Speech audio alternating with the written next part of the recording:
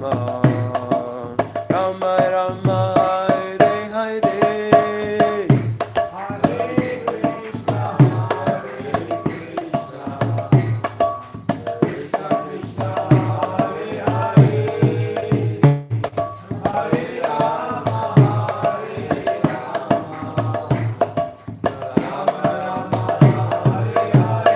Jaya Prabhupada, Prabhupada, Prabhupada, Srila Prabhupada.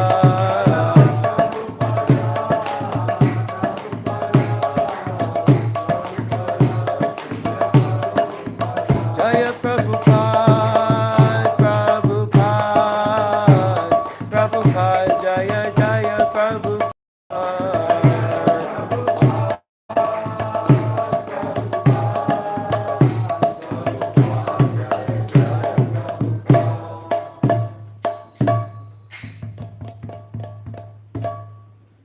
Jaya Om Vishnupad Paramahansa Parivrajagacharya Ashtotarashata Shri Srimad His Divine Grace Srila A.C. Bhaktivedanta Swami Prabhupada Ki Jai ISKCON Founder Acharya Srila Prabhupada Ki Jai BBT Founder Acharya Srila Prabhupada Ki Jai Grantha Raja Srimad Bhagavatam Ki Jai Gaura Bhaktavrinda Ki Jai. All glories to the assembled devotees. Hare Krishna. Tut Grau.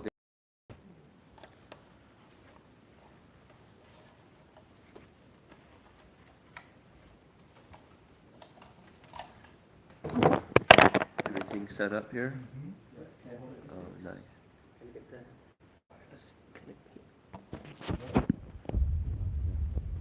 So, it's Canto 10, Chapter 13, verse 26 to 27.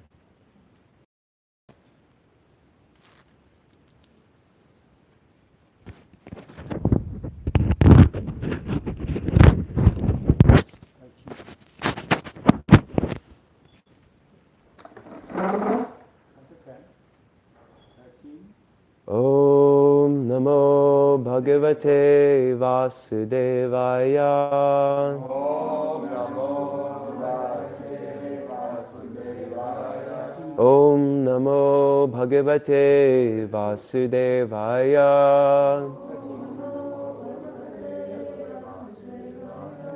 Om Namo Bhagavate Vasudevaya. Om Namo Bhagavate Vasudevaya. Okay. Yeah, there it is. So, today we're reading from Canto 10, Chapter 13. Starting from verse 26, but there's no purport in 26, so we'll read till 27. And actually, I'll just go ahead and recite 27. Palayan vatsapo varsham chikri devana goshtayo. Please go ahead and recite. Itamatmatmanatmanam Vatsapalam Mishenasa Palayan Vatsopi Varsham Chikri Devana Goshtayo Itamatmatmanatmanam Vatsapalam Mishenasa Alayan Vatsapo Varsham Chikridevana Goshtayo. Would any ladies like to recite?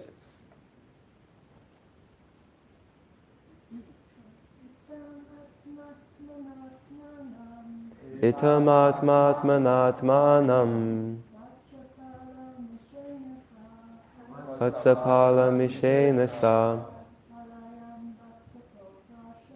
Palayan Vatsapo. And I think it might be a bit loud, and I hear some feedback coming.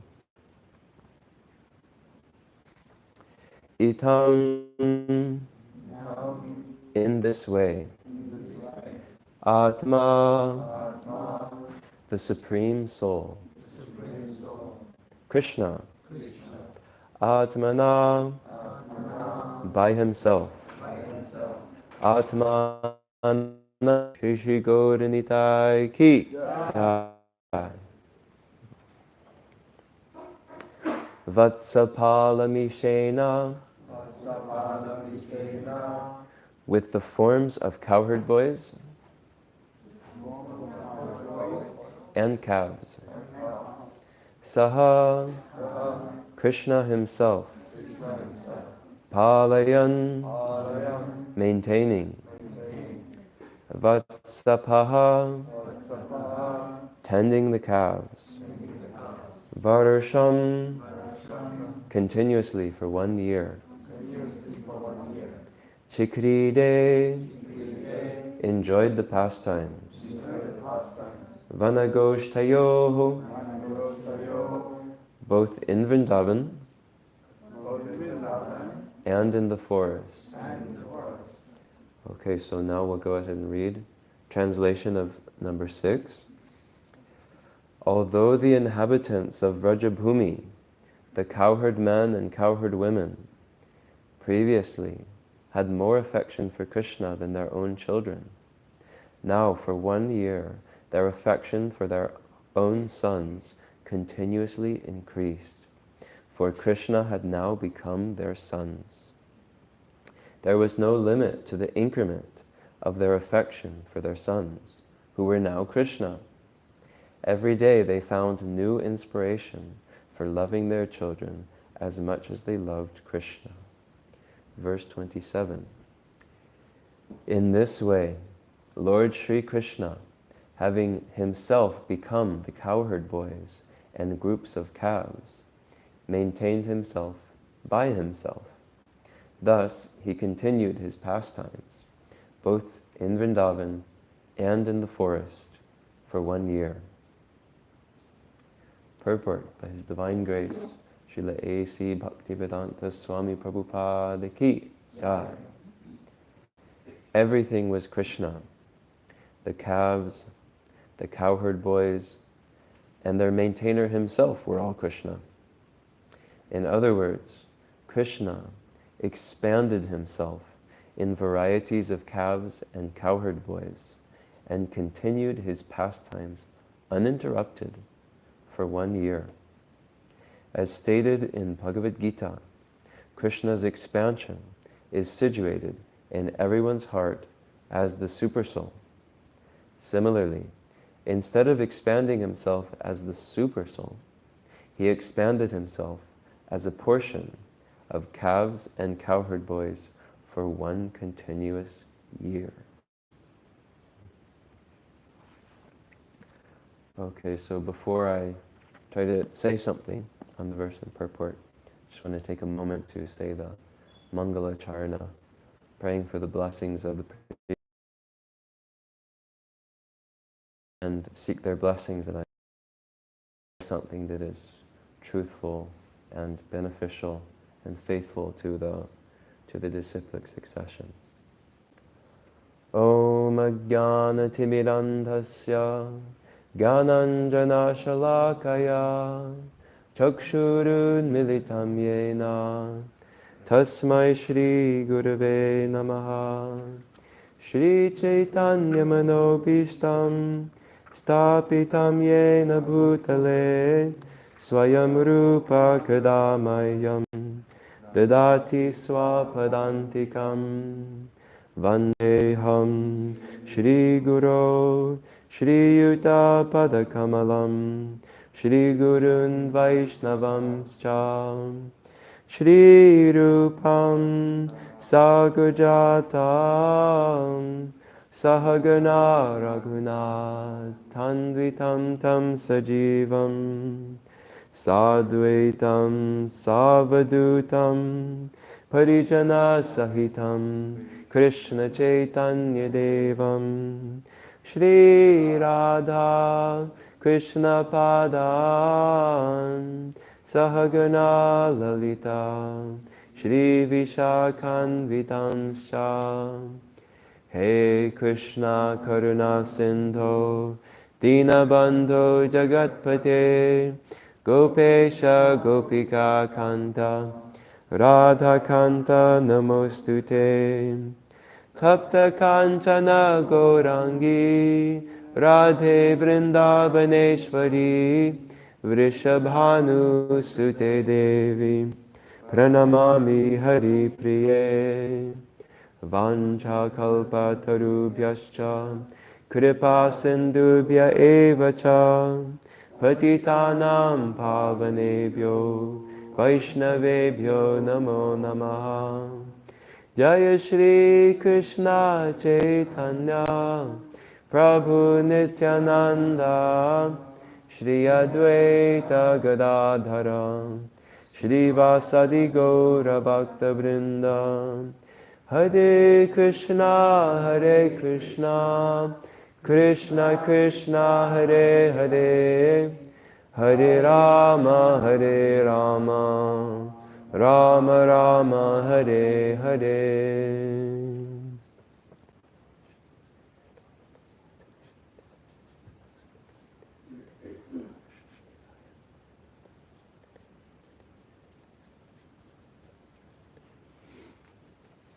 So I'll reread today's verse one last time. In this way, Lord Sri Krishna, having himself become the cowherd boys and groups of calves, maintained himself by himself. Thus he continued his pastimes, both in Vrindavan and in the forest, for 1 year.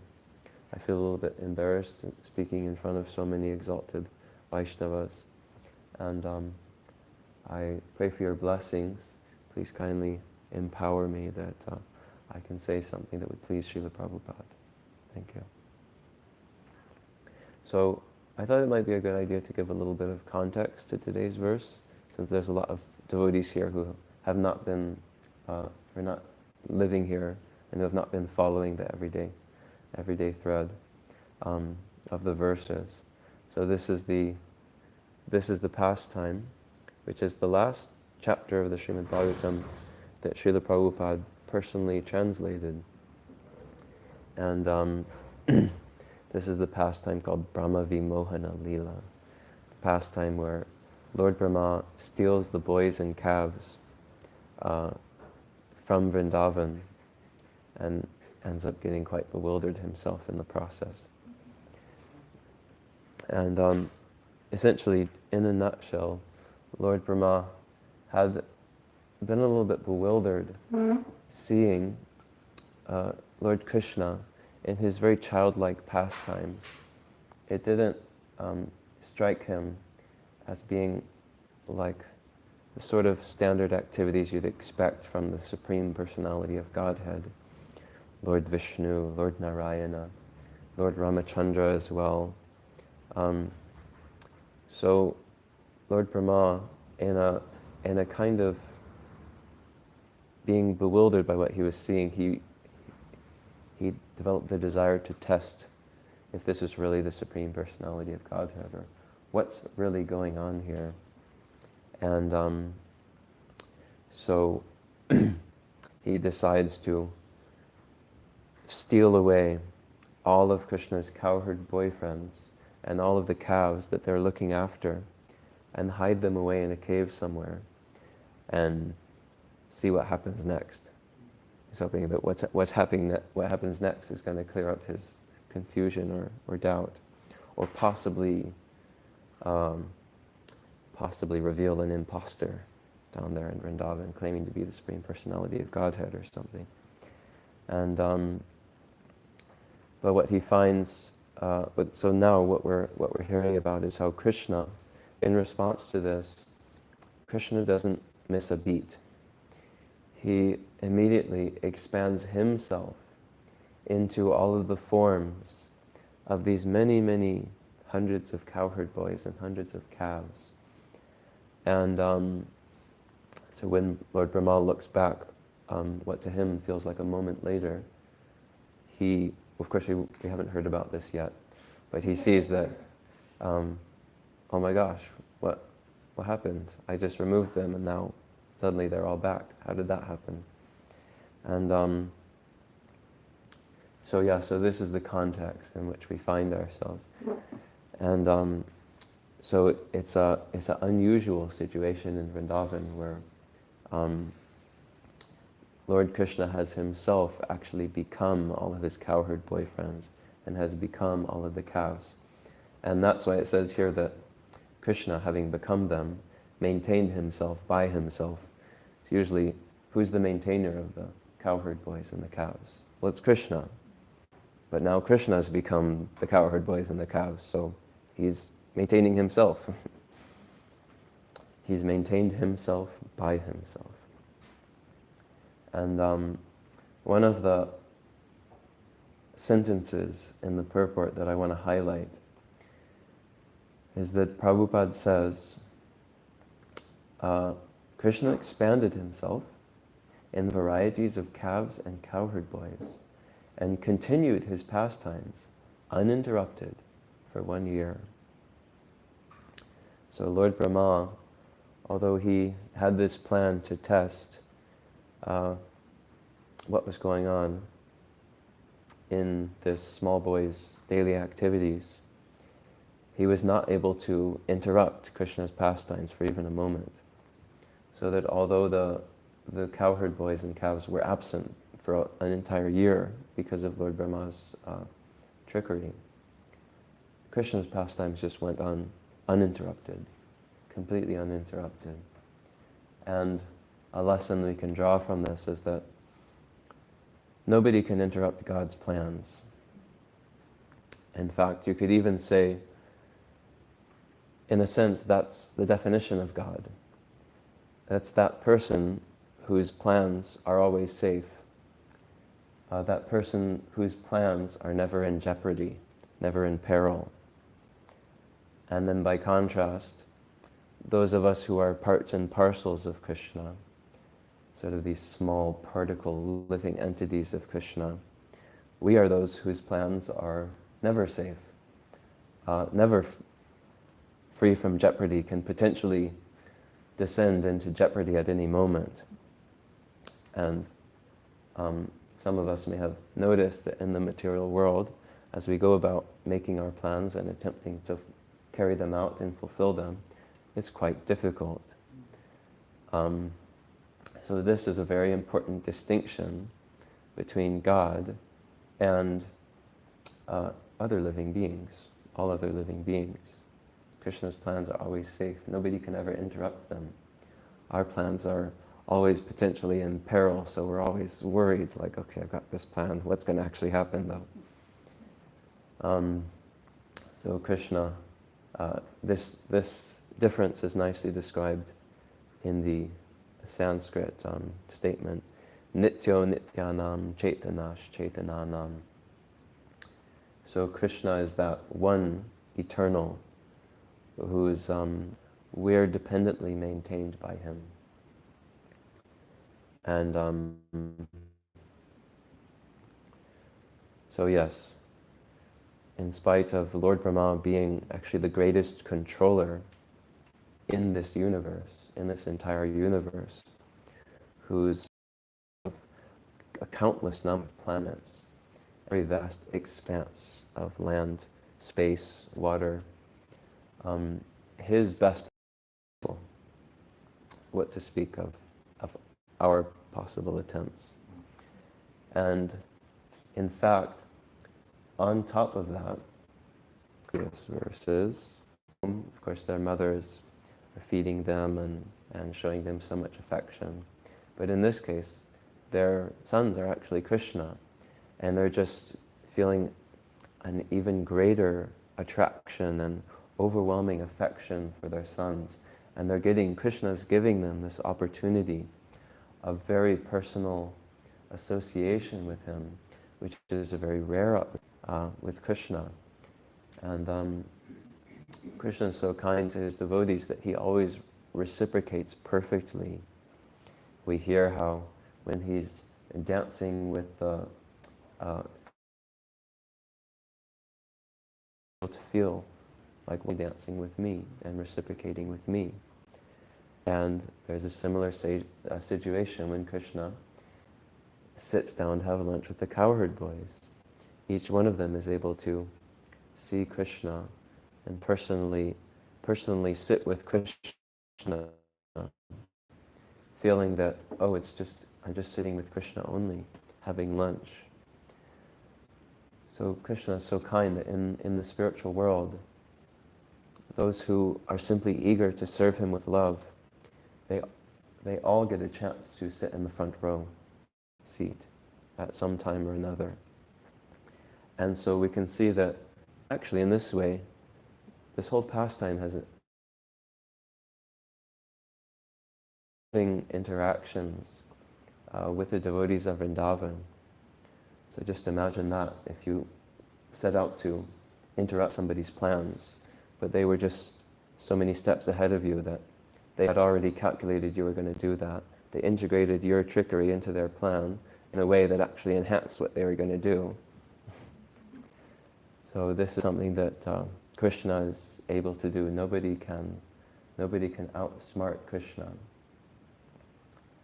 He integrated Lord Brahma's ideas into his pastimes.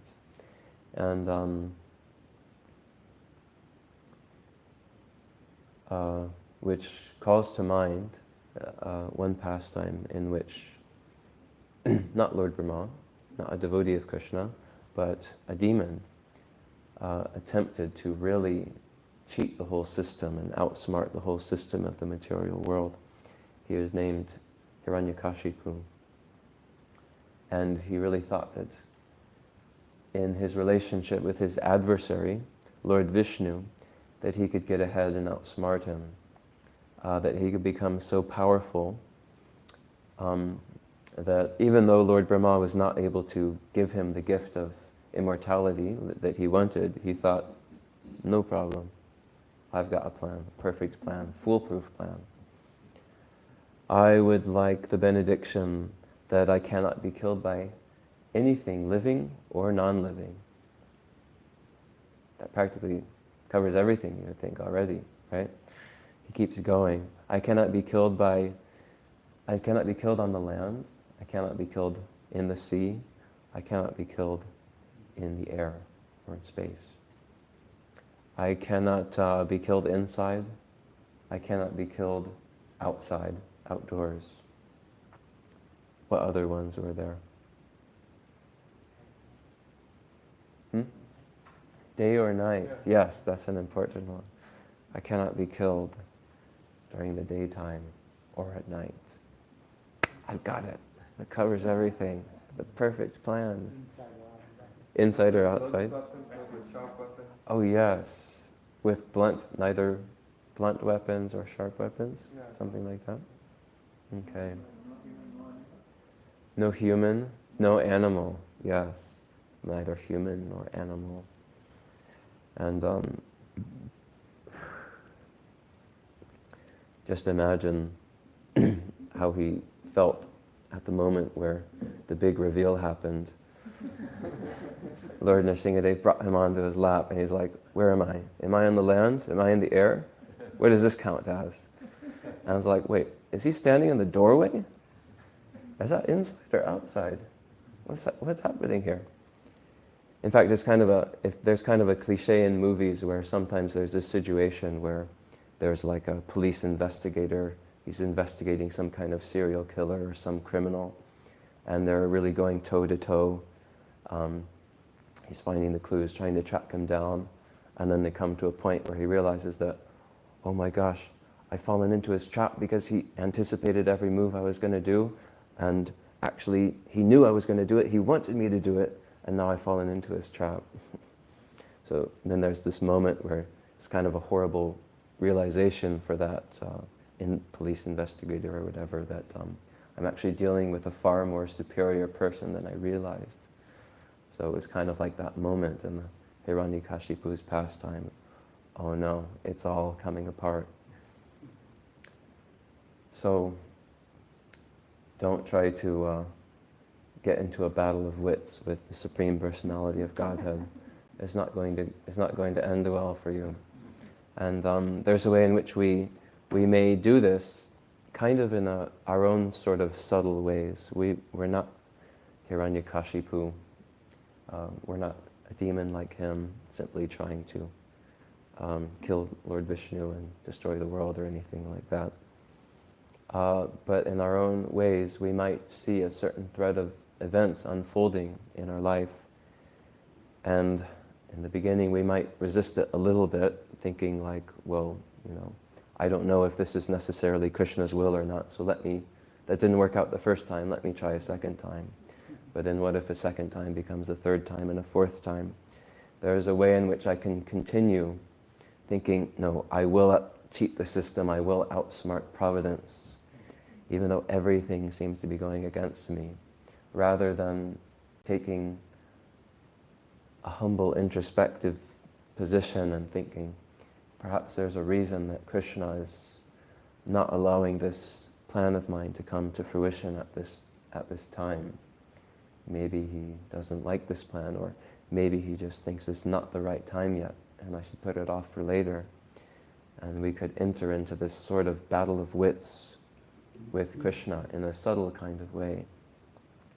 So we can also learn from that pastime and think, how might I be subtly adopting this Hiranyakashipu kind of mentality, trying to avoid or outsmart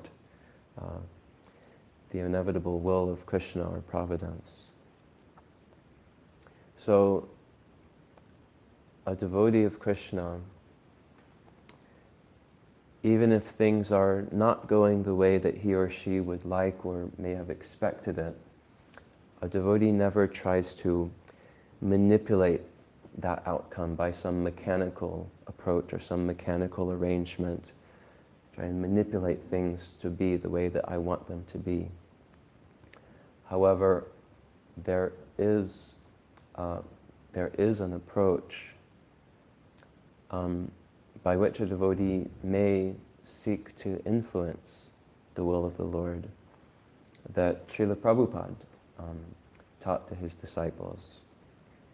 In, I believe it must have been 1968, thereabout, Srila Prabhupada was in San Francisco with his disciples, where they had opened a new center in San Francisco, and he felt ill at that time. And so his disciples thought that it would be good to maybe get him out of the city, take him somewhere more in a rural area where he could be more peaceful and just recuperate. And so somebody somehow or other had a cabin kind of in the countryside, and so they brought Srila Prabhupada to this place to let him rest. And his health was really appearing to be in quite a bad position. And then naturally his devotees, who held him so dear to their hearts, they were quite distraught at the thought that Srila Prabhupada could be so sick and could potentially leave his body. So naturally they wanted him to recover, they wanted to pray for his recovery. But Srila Prabhupada had been teaching them pure devotional service, that the devotee doesn't ask anything from the Lord, or doesn't, pure devotee accepts the Lord's plan and doesn't want to change it. So they weren't sure, can we do that? Can we pray for Srila Prabhupada to get better, or should we accept it as Krishna's will and we shouldn't want to change it at all? And so they asked Srila Prabhupada, are we allowed to pray for you? Can we pray for you to get better? And Srila Prabhupada taught them a particular devotional technique. He said that, yes, you can pray that my health will get better, but you should preface that prayer with 4 very important words. And these 4 words are, if you so desire. So my dear Lord Krishna, if you so desire, please kindly let Swamiji's health improve. Of course, Prabhupada was known still as Swamiji at that time by his disciples. And So yeah, these are 4 very powerful words. If you so desire, they're powerful because even though I may be requesting something from the Lord, I'm also acknowledging that Krishna is omniscient. He can see everything with just perfectly clear vision, and I lack that ability. I lack that ability to have this foresight, to see how beneficial something might be in the long term. I might sort of be stuck in a short-term vision. I might be seeing things affected by the modes of material nature, and I'm not seeing things in a spiritual way. There's some material fog clouding my vision. So by making a request of Krishna, by preceding it with, if you so desire, I'm saying that I actually know that you know what is best, and I cannot in any way guarantee that what I'm requesting will actually give the best result. So I subject my request to your will. So I think that, for example, in the case of the disciples and Srila Prabhupada, like I was saying, oh, Srila Prabhupada is so dear to us, we don't know what we will do without him. We feel like we're just too young in spiritual life. If you so desire, could you please let Srila Prabhupada's health improve? And then you're leaving that room for Krishna but if you see something better, please just ignore my request. Just forget I even said anything and just carry out your will. That's what I ultimately actually want, even though I'm expressing this. So sometimes you may think like, Krishna, I feel like this change that I want to make in my life would be the most favorable thing for my devotional service. So if you so desire, please kindly let that happen. But maybe you're seeing something better, so don't take my request as absolute or anything. So in this way, this is, you could say that this is the devotional way to try to, in a sense, influence maybe what Krishna's will is. And actually in this pastime with Srila Prabhupada and his disciples, Srila Prabhupada did indicate to his disciples that your prayers actually are having effect. Your prayers actually do have power. Krishna is influenced. If you make a sincere prayer that touches Krishna, he can be influenced by that. So a devotee would never think of trying to manipulate the outcome or kind of go into a battle of wits to try and get the outcome that he or she wants through the same kind of means that perhaps Hiranyakashipu or somebody who is praying to the Lord but is more concerned with their own material situation than they are concerned with serving the Lord. So, but a devotee may think, perhaps I can just pray to the Lord. Perhaps I can just pray to the Lord because I'm very disturbed in this situation. I feel like there might be a better outcome. Let me leave it to him, but I can pray. And I wanted to end with one last thing, and then we can have some comments, reflections, or questions. I was thinking of a pastime in which this took place. We have described in the pages of Srimad Bhagavatam the pastime of Gajendra, the heavenly elephant king, who found himself in a very dire situation when he was bitten on the leg by a crocodile or an alligator. I don't know if it's a crocodile or an alligator, one of the two. Bitten by a crocodile as he was sort of on the bank of a river, and he was just being pulled in more and more. And by his own efforts, he was not able to counteract the strength of the grip of the crocodile and the strength with which the crocodile was pulling him down into the river. Because for an elephant, his strength is to be on the land. The bank of a river is a vulnerable place. Being in the water is a more vulnerable place for him because he's not a water animal like the crocodile is. So he struggled and struggled for a long time, thinking that by his own machinations he could get free from the situation. On his own strength, he could sort himself out. But a moment came along when he realized that he could not do anything, that it was beyond his ability, that he was hopeless. And at that moment, he took to praying to the Lord.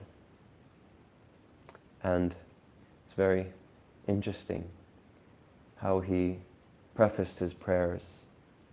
He started by saying, "Oh my Lord, I know that your pure devotees, they don't actually ask you for anything material.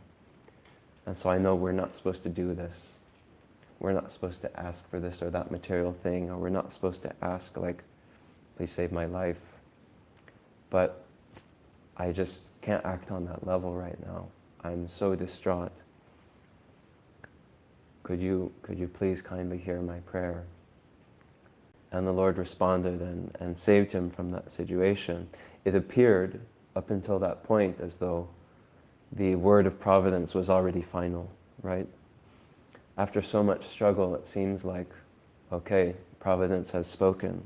It's my time, it's his time to go. But simply by turning to the Lord and offering a sincere prayer in the mood that he's acknowledging that the Lord actually knows better, by making the statement that actually your pure devotees, they don't ask for anything material. They only ask for pure devotional service. He's acknowledging that there's a much higher vision actually to be had here. And so by this humble devotional approach to a sincere prayer, we can just see how the Lord so quickly was moved to intervene and help them. So this is, you could say, the difference between how a demon may interface with the Lord and how a devotee will interface with the Lord even in a time of very great difficulty, where they're seeing something that things are really not going my way, and I wish that I could change the direction of fate in this moment. So, in other words, in essence, it's the difference between taking the approach of cooperating with Krishna, recognizing he's got the supreme vision, and he's Suhridam Sarvabhutanam. He's the best friend of every living being. He doesn't do anything that's not for the benefit of the living beings in this world. And that I don't need to be attached to my particular way of how I think things should be. If I submit myself to be a cog in the Lord's plan, if I accept, let me just be a cooperative element in the Lord's plan, then everything will be perfect.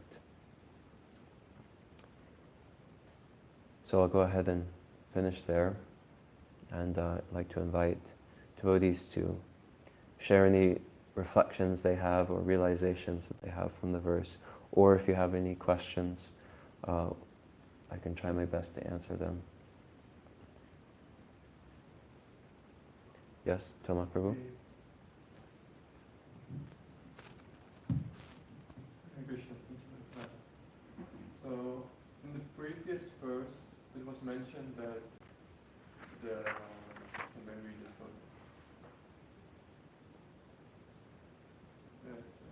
affection for their own sons continuously increased because Krishna expanded as their sons. And in the purport, Prabhupada compared that expanding to the super soul. He said similarly as Krishna expands as the super soul, he also now expanded as the coward boys and dogs. So when we see the super soul acting in a person, we see the super soul in somebody, can we also have this continuously increasing affection for everyone? Well, I just want to highlight one small detail in the purport. Can you see it here? It's the purport to verse 27.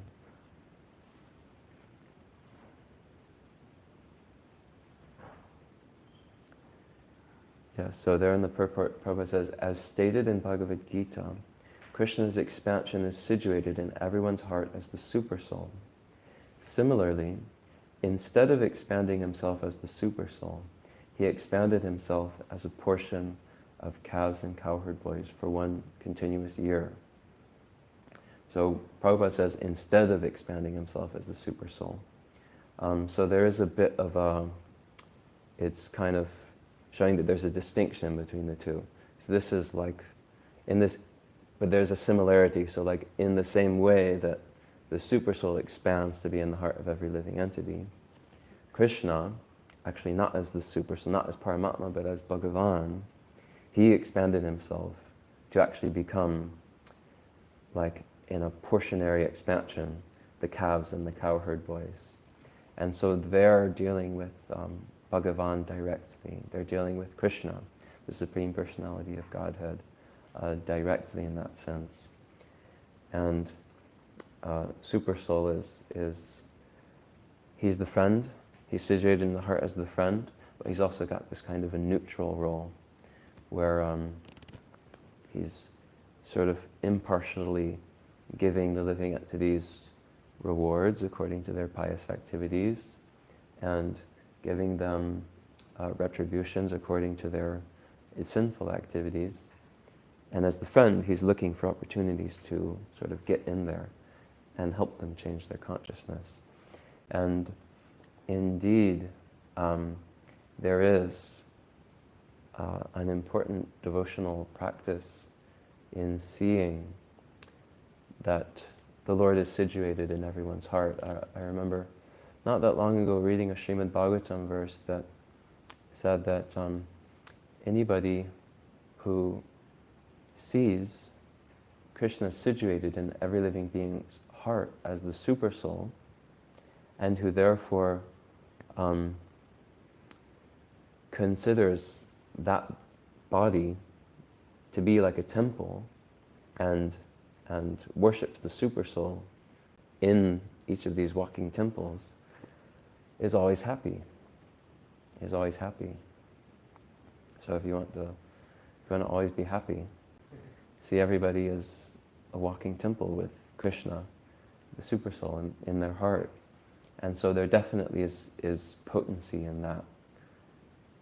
There definitely is potency in, although we may not be able to actually see that with perfect spiritual vision, but we can nevertheless remember that and try to recall that, especially, there may be a situation where maybe somebody does something to disturb you, but you can think, well, that person is, Krishna cares enough about that person to be constantly in their heart, and he's present there. He's made that person's body his temple, whatever I may think of that person. So let me remember that and offer my respects to every living being.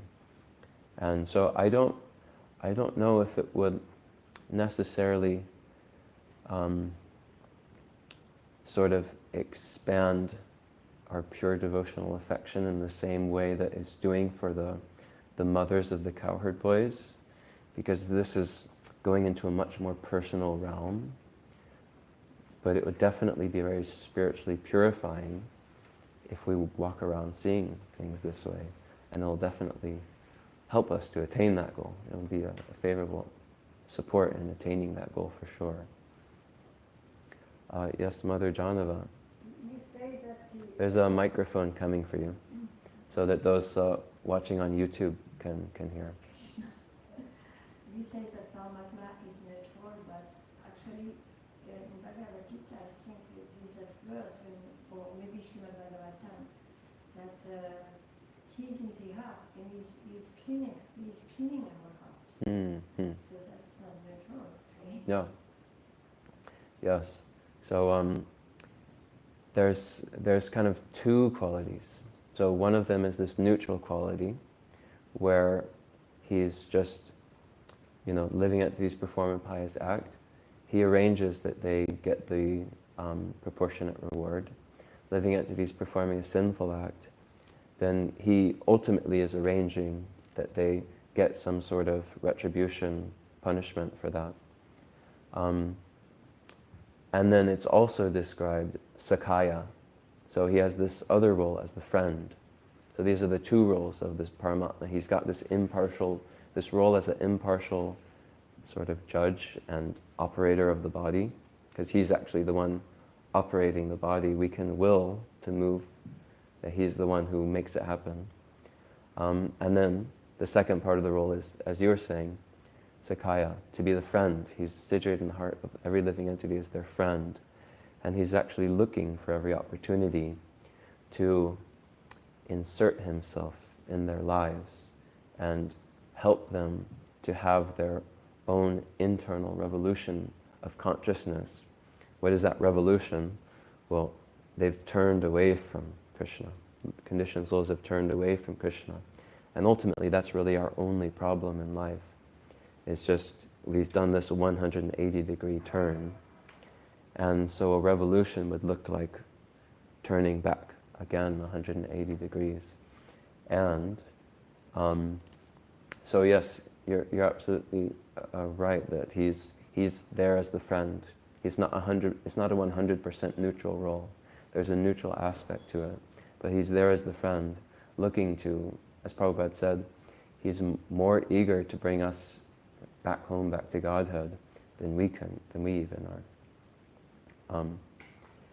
And there's also the consideration that Ye tam mam prapadyante tam sthathaiva bhajamyaham, that Krishna is a reciprocator. So as soon as the conditioned soul does even the slightest thing to turn towards him and offer Krishna some worship or some appreciation, some sacrifice, or even just say his holy name one time, Krishna will never fail to respond to that. He'll never fail to reciprocate with that, because he is Suhridam Sarvabhutanam. He is the friend of every living entity. So, yeah, thank you for adding that comment. So I think maybe we have room for one last one. Mother Lucy? You're talking about plans being interrupted, and I've noticed that sometimes within myself, even when I'm doing devotional service, that I have a kind of results-based attitude sometimes, where I want maybe a certain outcome, and my ego gets in the way. I just wondered if you had any advice on how to kind of change this attitude. Right, this is a really nice question, because sometimes you're like, Krishna, I'm only trying to do this for you. It's like, I just want to do it for you. How come I'm being hindered? How come I'm... And well, I feel fortunate that I feel like Krishna's put the answer right in my hands, because very recently I'm reading through a section of the Srimad Bhagavatam where I feel like the answer to this question has come up. I'm in the section where Vritrasura has appeared, the demon Vritra. Although outwardly he's a demon, he has the heart of a devotee. And he's in a battle with Lord Indra, who is trying to kill this demon. But at a given moment, and it's also the Lord's plan for Indra to kill this demon. Lord Narayan provided him with this powerful weapon, this thunderbolt weapon, with which he's meant to do it. And actually Vritrasura, he doesn't at all resent what Lord Indra is doing. In fact, Prabhupada says many times he's eager. He knows that this is the plan of the Lord, and he's eager to see that plan executed, because he knows that the Lord is going to call him back home, back to Godhead at the end of this life. And But what happens is he is still a very fierce and powerful demon. And he knocks that thunderbolt out of Indra's hand when Indra is trying to use it against him. And for Indra, this is like the embarrassment of the millennium, you know. He's like, oh, I got this powerful weapon, and he's just knocked it out of my hand, and he just becomes completely morose because he's been showed up in front of everybody, you know. And, you know, as Krishna says in Bhagavad Gita, for one who has been honored, dishonor is worse than death. And so for Lord Indra, this is just like so painful. So he's become morose, and he no longer has the will to keep fighting. But Vritrasura, he knows it's the will of the Lord for this to go on. So he starts preaching to Indra. This demon is preaching to a demigod to keep going on in his service without being disturbed. And it just goes to show that it's what's on the inside that counts most, not what's on the outside. And but there's in trying to bring Lord Indra out of his morose mentality, where he's just sort of wallowing in the mode of ignorance in a sense. That's kind of like lamentation. It's kind of in the mode of ignorance, so he's sort of fallen down to that level. And so he can't see clearly anymore. And Vritrasura is trying to bring him up from that. And he speaks about victory and defeat. This is essentially what's got Indra so disturbed, that he's feeling like that was a defeat for him. And he's not sure if even if he continues fighting, if he's going to be victorious or not. So he's lost the will. And what Vritrasura tells him is that we should understand that this victory and defeat is completely in the hands of Krishna. We actually can't influence victory or defeat, whether we're successful in what we're doing or whether we're unsuccessful in what we're doing. The only thing we can do is make our best effort. And he gives a really amazing analogy. So there they are, they're on the battlefield, right? They're shooting at each other with arrows or whatever other weapons they're using. Well, Vritrasura says, this battlefield that we're on, this is just like a gambling match. And the arrows that we are shooting, those are just like the dice. So imagine the battlefield is like a dice table. Or the battlefield is like a game of dice.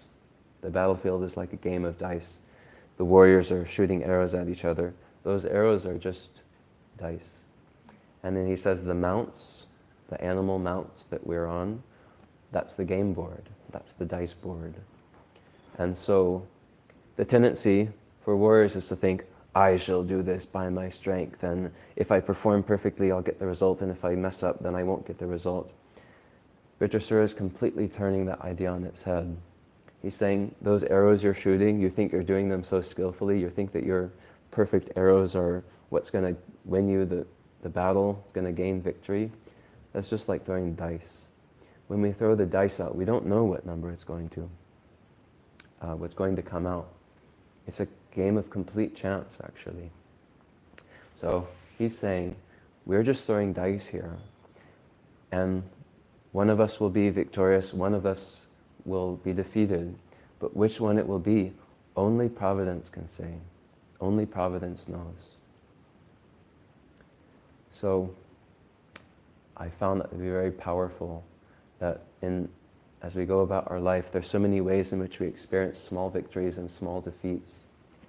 But if we know that victory and defeat is completely out of our hands, and what we're doing when we're doing our service, we're just throwing the dice to the best of our ability, and it's all in Krishna's hands, then we can think that my only duty here is to do my best effort. What comes out of it is completely in Krishna's hands. So the results department, that's Krishna's department. The effort department, that's our department. That's our office, you know. And So when we get attached to wanting to control the results, in a sense it's like we're trying to take Krishna's department away from him, in a sense. And so, of course, it's much easier said than done. And I'm saying this, but I don't live according to this. I constantly go through the same struggle that you do. So it's little by little continuing our spiritual practice and hearing things like these words of Vitrasura, hearing about the realities of victory and defeat, these dualities, and how they're really in the hands of Providence, they're in the hands of Krishna. Little by little we can chip away at that mentality that just insists, I've got to control this result. And especially if I'm doing it for Krishna, I should be able to control the result because I'm his devotee. And if I'm only trying to do something for his pleasure, then he should let me do it. And so, little by little, we can chip away at that. I hope that was okay. All glories to His Divine Grace, Srila A.C. Bhaktivedanta Swami Prabhupada ki jai. Grantharaj Srimad Bhagavatam ki jai.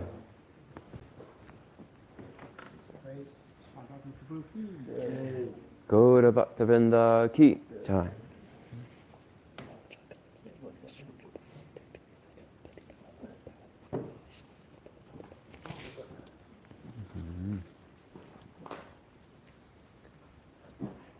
Oh.